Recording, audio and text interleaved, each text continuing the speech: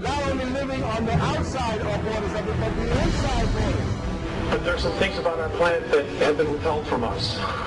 Our Earth is hollow. The governments know. It's time to find out what the truth really is that's out there.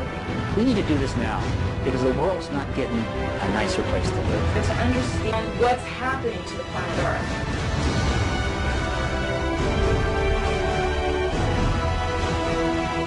Too many important things are being withheld from the people of the world about the world they live in. The government's not telling you the truth.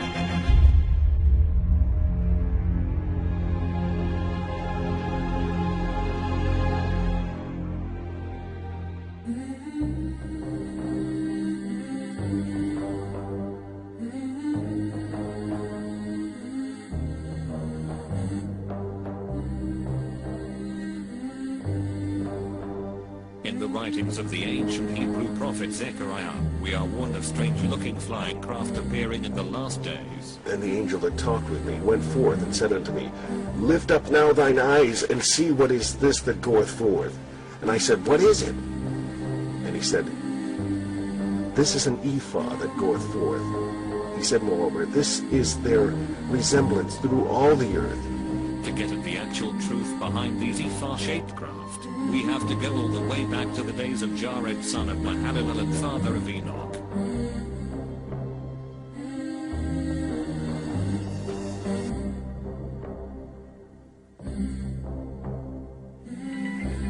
In those days, God chose Eliezer to lead 200 from a class of angels called the Watchers. They were to go preach to mankind from Mount Hermon. Dutifully obeying their orders, the Watchers boarded their Merkabahs and headed down to the earth to teach mankind.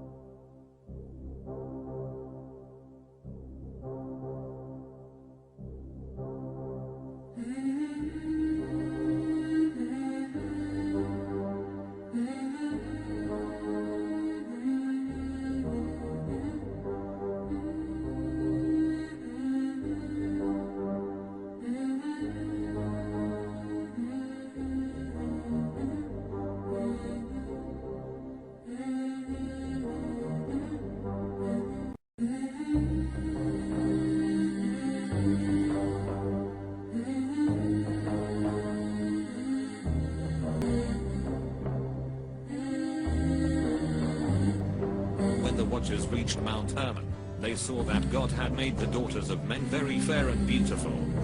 In fact, an insatiable lust for them rose up within every one of the Watchers. The Watchers decided to defile themselves with earthly women akin to how the dragon had contaminated the line of man earlier. They each chose one wife from amongst the children of men, in order to beget children of their own. The hybrid abominations resulting from these unholy unions walked halfway in the physical, and halfway in the spiritual realms. They were called the Nephilim by some, Titans, Jotna, Ashurus, and the Anunnaki by others. Their heads were oblong-shaped, and had 24 fingers and toes. The Nephilim were of enormous size, towering over normal-sized humans as the giants from the myths of old. Some were extremely intelligent, while others were mere lumbering oafs. Due to their sheer size, the Nephilim were incredibly strong beyond imagining. Lifting, stacking, and even heaving boulders and monoliths were mere child's play to them. They built many gargantuan structures that today still baffle the greatest modern mind. These giants toyed with grown lions like human children do with kittens. They became renowned for their amazing feats of strength, and mankind was powerless to stop them, and their descendants from taking over the world as the evil kings of men. The Watchers taught their evil children many secrets of heaven like metallurgy, weaponry, warfare, psychology, politics, medicine, witchcraft, hermetic magic, deception, secrecy, ciphering, and tremendous technologies from weather manipulation to advanced communications and transportation. The fallen Watchers even taught the Nephilim how to make a physical version of their spiritual Merkabahs. These material anti-gravity vehicles were called Vimanas. The Vimanas, often symbolized by a winged disc, could travel in the fluids of water, air, and ether. Their propulsion systems were based on concepts like mercury plasma magnetic vortices, constructive implosion, and real force.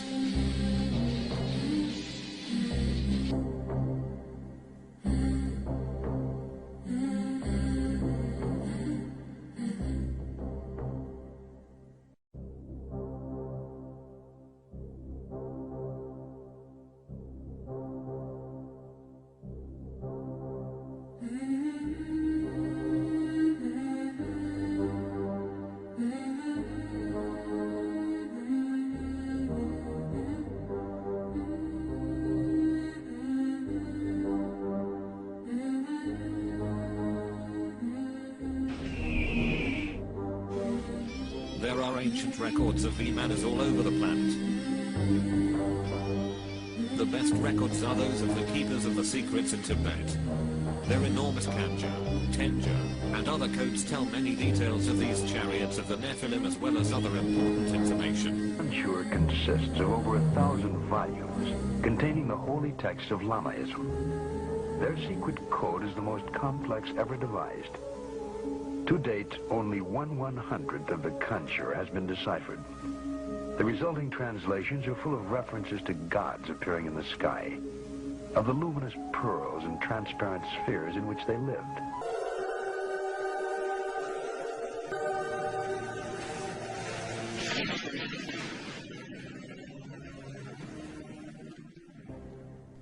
The best publicly known records of Vimanas are the myriad descriptions of them in the Indian Puranas, Vedas, epics, and other ancient literary works.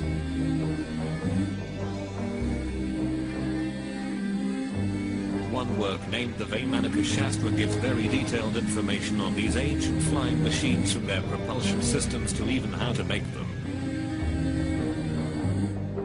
The Shastra, or science of aeronautics, indicates the Vimanas used a propulsion system based on a combination of gyroscopes, electricity, and mercury. Is this possible?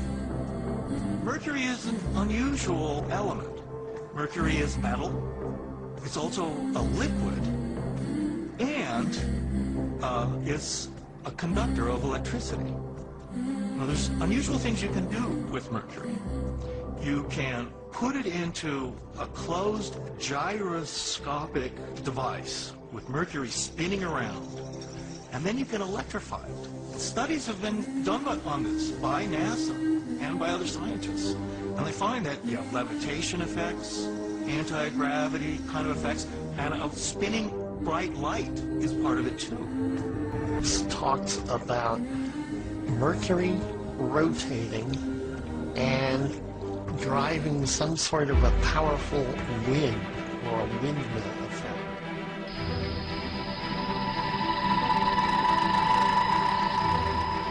These Indian Vimanas were used to fight against the Asuras that lived on the White Island continent of Atlantean. The inhabitants of Atlantean were much more technologically advanced because of the secrets revealed to them by their fathers, the Fallen Watchers. Their Vimanas were much more advanced, and they even had a superior new type of craft called Vilexin.